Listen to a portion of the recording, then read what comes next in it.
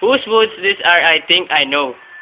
His house in the village thought, he will not see me stopping here, to watch his woods fill up with snow.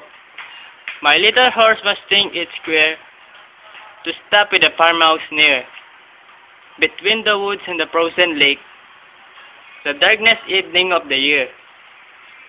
He gives the harness bells a shake, to ask if there's someone mistake. The only other sounds that sweep, of easy wind and downleaf lake.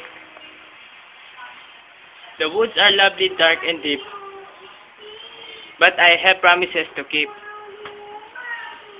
and miles to go before I sleep, and miles to go before I sleep.